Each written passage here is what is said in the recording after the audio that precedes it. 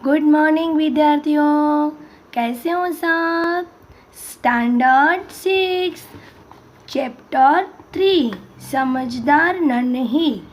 इस कहानी में व्यक्ति किसी भी परिस्थिति में भलाई करना अपना स्वभाव नहीं छोड़ना चाहिए, यह बात प्रस्तुत की गई है।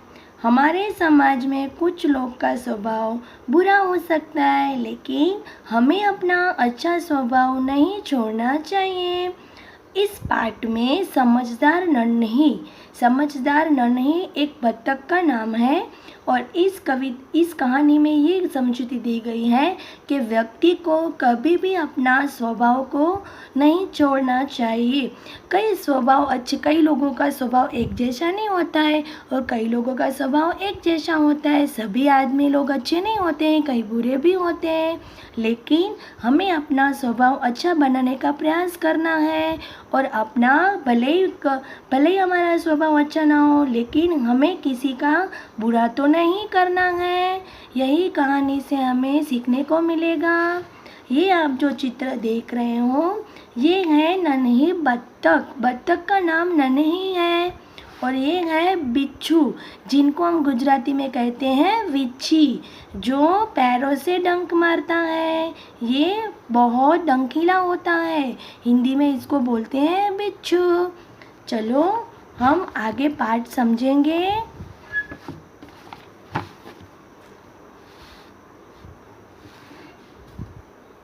नन्ही बत्तख तट पर आई। उसने देखा कि एक बिच्छू दलदल में फंसा है। बिच्छू ने नन्ही से प्रार्थना की, बहन मुझे बचा लो। नन्ही को उस पर दया आ गई। उसने बिच्छू को दलदल से उठाकर सूखे स्थान पर रख दिया। नन्ही बत्तख तट पर आई, यानी कि किनारे पर आई। तट यानी कि किनारा। पेंसिल हाथ में रखें और हर एक ऐसे शब्दों पर लाइन खींचे और उसका अर्थ को समझिए। बिच्छू दलदल में फंसा। दलदल यानी कि गीली जमीन, जिस पे हम पैर रखते हैं तो सडनली नीचे ही चले जाते हैं, उनको बोलते हैं दलदल। बिच्छू उसमें फंसा हुआ था। बिच्छू ने नन्ही से प्रार्थना की कि बहन मुझे बचा लो, और नन्ही को दया आ गई और उनका तो स्वभाव ही था, वो बहुत अच्छी थी। उसने बिच्छू को दलदल से बचा लिया। बिच्छू को शैतानी सूझी। उसने नन्ही को डंक मार दिया। नन्ही पीड़ा से तड़प उठी। उसने बिच्छू से पूछा, क्यों भाई, तुमने मुझे डंक क्यों मारा? बिच्छू लापरवाही से बोला, क्या करूं, डंक मारना मेरा स्वभाव है। बिच्छू बहुत ही शैतानी होता है, वो कभी अपना स्वभाव छोड़ता नहीं है।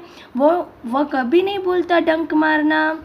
उसने उसको डंक मार लिया अपने पैरों से। नन्ही बोली, क्यों मैंने तुझे बचाया तो भी लापरवाही यानी बिना सोचे अनसुनी बात सुनी कर देता है और वो अपना स्वभाव कभी छोड़ता नहीं है। नन्ही बोली, तुम ये गंदी आदत छोड़ दो, नहीं तो कोई मुसीबत में तुम्हारी रक्षा नहीं करेगा।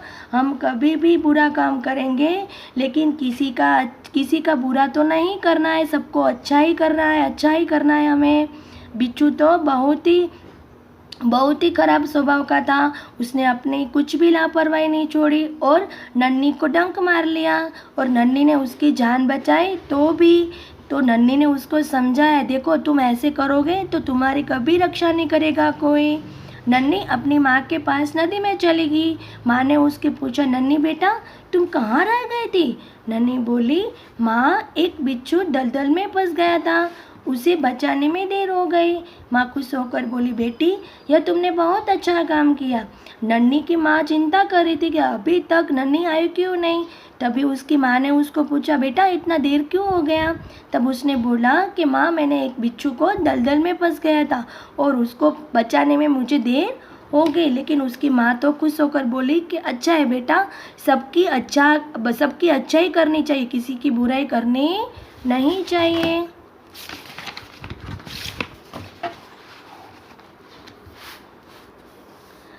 नन्ही बोली, लेकिन बदले में मुझे डंक मार दिया। उसने उसकी माँ को बोला, माँ मैंने इतना उसको बचाया लेकिन उसने तो मुझे डंक मार दिया। माँ बोले, बिच्छू अपनी गंदी आदत का गुलाम है। माँ उसकी बोलती है कि कभी भी वो अपनी गंदी आदत नहीं भूलता, वो हमेशा ऐसे ही करता है। तुम उसे चाहे कितना भी बचा लो लेकिन वो डंक मारना कभी नहीं भूलेगा।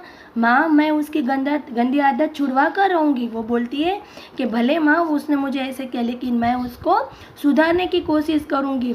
कुछ दिन बाद बिच्छू के प्राण पुनः संकट में पड़ गए। बार बार वह पानी की धार में जा गिरा और डूबने उतारने लगा। मौत के सामने देखकर बिच्छू को नन्ही की याद आई। वह नन्ही को पुकारने लगा। नन्ही उसकी करुणा को पुकार सुन ली। वह उसको याद आया कि मेरी अच्छाई काम करने वाली वो नन्ही वही मुझे काम आएगी। मैं उसको बुला लेता हूँ। उसने याद किया और उसका विचार आया उसको। अब वो गंदे स्वभाव वाला बिच्छू को नहीं बचाऊंगी। उसने कहा कि तुम्हारा गंदा स्वभाव है यानी तुम कभी अच्छा नहीं करोगे, मुझे फिर से डंक भर लोगे तो मैं तुझे नहीं बचाऊंगी। बिच्छू गिड़गिड़ाने लगा, बहन मुझ पर दया करो। नन्ही का मन डोल गया। उसने सोचा हो सकता है इसने अपनी गंदी आदत छोड़ दी हो। वो सोचने लगी शायद वो सुधर भी गया हो। नन्ही ने बिच्छू को दोबारा जीवन दान दिया। उसने फिर से उसकी जान बचाई लेकिन बिच्छू ने अपना स्वभाव नहीं बदला। उसने फिर से उसको डंक मार दिया। नन्ही ने इरादा समझ गई और वो मुस्कुराकर बोली, हाँ तुम मुझे डंक मारने वाले थे ना, अभी मारो डंक। बिच्छू सर में से पानी पानी हो गया। तभी तो नन्ही समझ गई कि शायद वो कभी अपना स्वभाव को नहीं भूलेगा। और वो खिसखिसाए कर बोला यानी कि शर्मिंदा होकर, खिसखिसाए कर यानी कि शर्मिंदा होकर बोला, बहन ये बात बताओ, मैंने सदा तुम्हारे साथ विश्वास किया यानी सदा तुम्हारे साथ मैंने तुझे विश्वासघात किया तो भी तूने मेरा साथ दिया और भलाई की, ऐसा क्यों? बिच्छू को ऐसे लगा कि मैंने कितनी बार उसके साथ बुरा किया लेकिन फिर भी उसने मेरे साथ अच्छा ही किया, ऐसा क्यों? नन्ही बोली कि भलाई करना मेरा क्या है स्वभाव, मैं तुमसे बदला लेने के लिए अपनी अच्छी आदत तो क्यों छोड़ दूँ? वो बोल रही सही बात है, हमें किसी के लिए अपना स्वभाव क्यों बदलें? हमें जैसा स्वभाव है हमारा ऐसा ही रखना है, किसी के लिए हमें बदलना नहीं है। हमारा अच्छा है तो हम क्यों बुरा करें? मैं मुसीबत में पड़े को बार बार बचाती रहूँगी। तुम कभी तो सुधरोगे ना अपनी आदत से। तुम मारते रहो, देखते हो कौन जीतता है। नन्ही सोचती है कि शायद ऐसा करने से कभी तो सुधर आएगा ना। बिच्छू पछतावा से भरा बोला, नन्ही बहन आज तुम जीत गई। वो अंदर पछतावा कर रहा था, ऐसे लग रहा था उसको कि जैसे सही बात बोल रही है, कभी तो मुझे सुधरना ही पड़ेगा। वो बोल रहा है कि मैं वचन देता हूँ अब मैं किसी निर्दोष जीव को डंक नहीं मारूंगा। वो बोलता है कि अभी मैं ऐसा कभी किसी के साथ नहीं करूँगा। नन्ही खुश होकर बोली, नदी में चल दी। और माँ ने आज फिर उसको पूछा, बेटी कहाँ देर कर दी? नन्ही पूरी घटना बता दी। माँ प्यार से बोली, प्यारी समझदार नन्ही, भले लोग अपने बार बार की भलाई से इसी तरह बुरे लोगों को भला बनाने की राह दिखाता है। नन्ही प्रसन्न होकर थिरकने लगी। तभी नन्ही अंदर अंदर प्रसन्न हो गई और वो बोलने लगी कि सही बात है, हमें कभी भी किसी के साथ बुरा नहीं करना है। अगर हम उसका अच्छा नहीं कर सके तो लेकिन किसी का बुरा नहीं करना है। आओ चलो हम उसके शब्दार्थ भी पढ़ें। तट, किनारा, स्वभाव, प्रकृति, सहसा, एकाएक, खिसियाकर यानी लज्जित होना, शर्म कर शर्मिंदा होकर, निर्दोष बेकसूर दोष रहित, राह यानी कि रास्ता, प्रसन्न यानी खुश, दलदल यानी गीली जमीन जिसमें खड़े होने पर पाँव हमारे घसता चल जाए। अस्तु।